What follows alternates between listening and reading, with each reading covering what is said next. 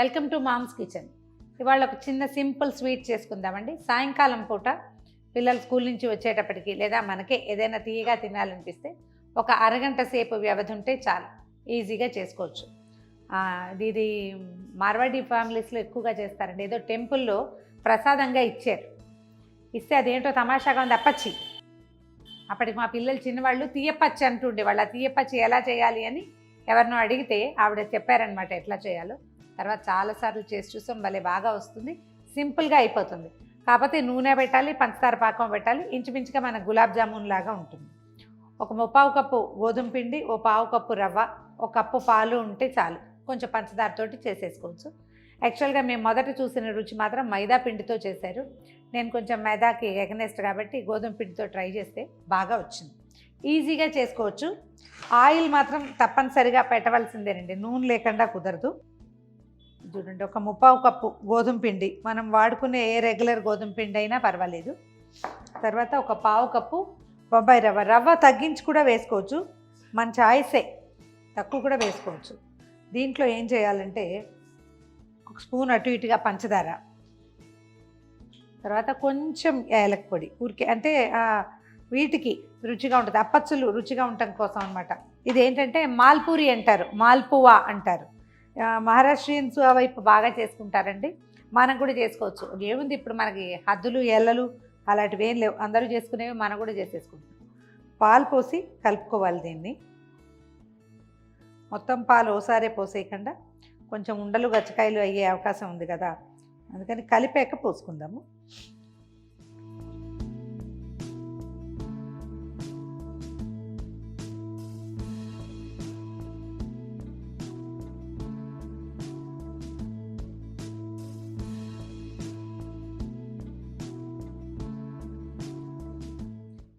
పంచదార నిదానంగా కరుగుతుందండి. పెద్ద పంచదార ఇలా కొంచెమే కదా వేసాం, మరి చప్పగా లేకుండా ఉంటాయన్నమాట. ఇది పూరీ చేసి దీంట్లో కోవా పెట్టి ఇలా మడత పెట్టినట్టు స్వీట్ కూడా మనకి స్వీట్ షాప్స్లో కనిపిస్తుంది. అలాగూ చేసుకోవచ్చు, అది ఇంకా కొంచెం ఎక్స్ట్రా పని ఉన్నదాంతోపాటు. ఇది కొంచెం సింపుల్ అప్పచ్చుల్లాగా అయిపోతుంది అన్నమాట. ఇలా కలిపేసి ఒక అరగంట పాటు మూత పెట్టి పక్కన పెడదాం. ఇది నానే లోపల ఏం చేద్దామంటే పంచదార కొంచెం పాకం పట్టుకుందాము. మనం 1 కప్పు పిండి వేసాం మొత్తం కలిపి, 1 కప్పు మీద 1/4 కప్పు బావు అట్లా పంచదార వేస్తే సరిపోతుంది. ఈ 1.5 కప్పు పంచదారలో ఇంచుమించుగా ఒక 1/2 కప్పు 3/4 కప్పు నీళ్ళు పోసేసేయండి. స్టవ్ వెలిగిద్దాము. ఇదేంటంటే పంచదార పాకం తీగలు అలా ఏం అక్కర్లేదు, కొంచెం జిగురు వస్తే సరిపోతుంది అన్నమాట. పంచదార కరిగిపోయి జిగురు వస్తే చాలు. దీంట్లో మనం ఏదైనా లైట్ చిన్నగా మిఠాయి రంగులండి చిన్న ఫుడ్ కలర్ వేసుకోవచ్చు, లేకపోతే మన కుంకుమ పువ్వు ఉంటుంది అది కూడా వేసుకోవచ్చు. ఏది వేసినా కొంచెం చిన్న కలర్ రావడం కోసం అన్నమాట.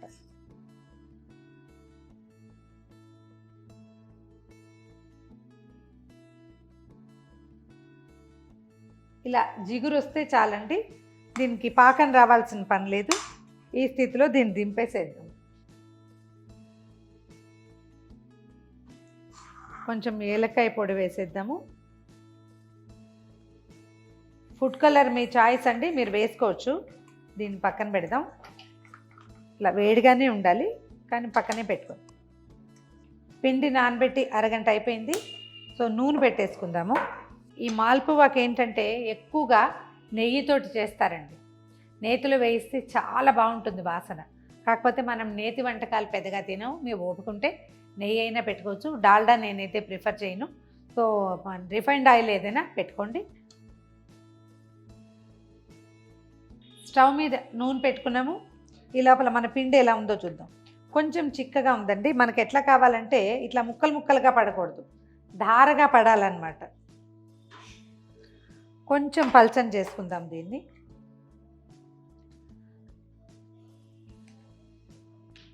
ఇదంతా పాలతోటేనండి, నీళ్లు కలపకూడదు. చిక్కటి పాలు, హోల్ మిల్క్, మీగడున్న పాలు అయితే ఇవి ఇంకా రుచిగా వస్తాయి. ఎక్కువ చాలా కమ్మగా ఉంటాయి అన్నమాట. ఆవిడ కొంచెం మీగడ వేయండి అని చెప్పారు నాకు. మీగడ అంటే క్రీమ్, కానీ క్రీమ్ కూడా వేసుకోవచ్చు. నేను ఎప్పుడు క్రీమ్ వేయట్లేదు, కానీ హోల్ మిల్క్ తోటి కలిపేస్తాను. గోధుమ పిండి కదా, బాగా పాలను పీల్చేస్తుంది. ఇది కరెక్ట్, ఇట్లా రావాలన్నమాట.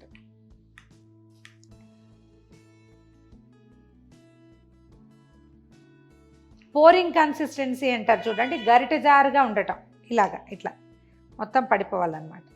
ఇప్పుడు ఏం చేద్దామంటే మనకు సరిపడా తీసుకోవటం, స్టవ్ కొంచెం సిమ్లో పెట్టండి, నూనె కాగిందో లేదో చూడండి, నూనె చక్కగా సెగొస్తుంది, పోసేద్దాం.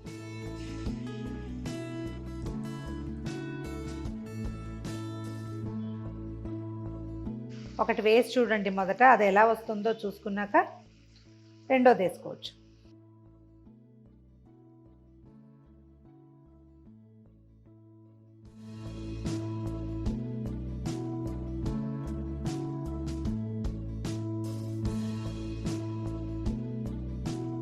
మొత్తం కాలేక దానంతట అదే వచ్చేస్తుంది. ఇప్పుడు ఒకటి వేసాం కదా, రెండోది వేద్దాం.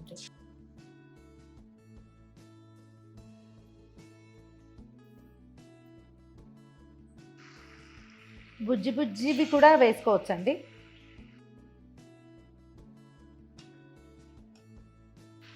ఈ రెండో పక్కన కూడా వేగిన దాన్ని తీసేసి, ఇందులో ఒక చిన్న ట్రిక్ ఉందండి. మనం నూనె ఎక్కువ పోసాం కదా, నూనె ఎక్కువ పోసినవి ఇట్లా మెత్తగా వస్తాయి. అదే మనం ఆయిల్ తక్కువ పోసి కనుక, అంటే కరెక్ట్గా మాల్పువా అందులోకి వెళ్ళేంతే నూనె పోస్తే కనుక షాలో ఫ్రై లాంటివి, అప్పుడు బాగా కరకరలాడుతూ వస్తాయి. వాటంతటా పైకి వచ్చేదాకా వదిలేద్దాము. ఇంకొక బుజ్జిది వేద్దాం పక్కన. మీరు చిన్న చిన్నవి వేసుకోవచ్చు, పెద్ద పెద్దవి వేసుకోవచ్చు. జస్ట్ గరిట కదపకుండా ఎక్కడ పోస్తున్నామో అక్కడ పోసేయాలి, అంతే అన్నమాట. అది కాలిన తర్వాత దాని అంతటా అది పక్కన చక్కగా వచ్చేస్తుంది షేప్లోకి.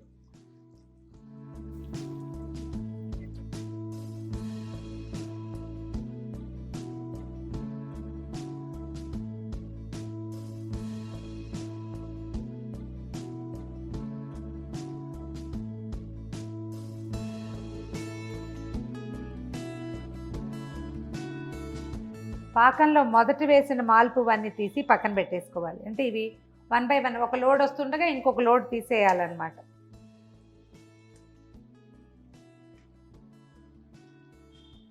పాకం పీల్చేస్తాయి. ఇవి చల్లారాక చక్కగా గట్టిగా అవుతాయి, ఎంత బాగుంటాయో.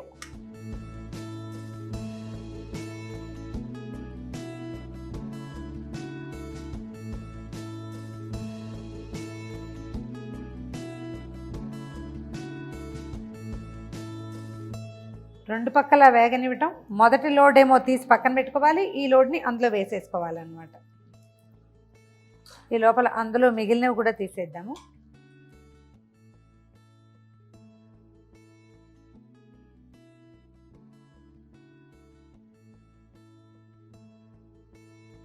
రెండు పక్కల వేగినవి తీసేద్దాం.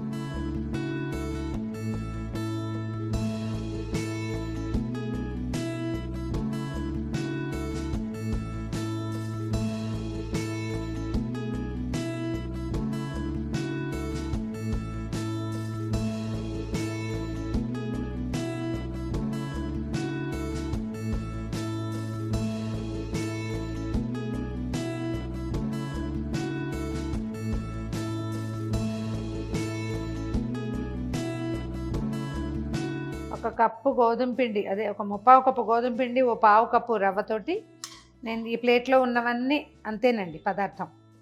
ఇన్ని అవుతాయి. ఒక కప్పు పంచదార వేస్తే చాలు.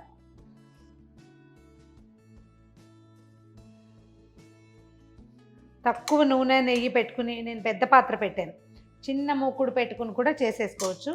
ఒకదాని తర్వాత ఒకటి వేసుకుంటాం. కొంచెం పెద్ద పెద్దవి అంతంత అప్పచ్చిలాగా చేసి దాన్ని కూడా ఇలా తీయపచ్చిలాగా చేసి పెట్టచ్చు. చాలా బాగుంటుంది, పిల్లలు చాలా సరదా పడతారు. ట్రై చేసి చూడండి. తీయగా, కమ్మగా, చాలా మెత్తగా, మృదువుగా నోట్లో వేసుకుంటే కరిగిపోయేలా ఉన్న మాల్పువా రెడీగా ఉందండి.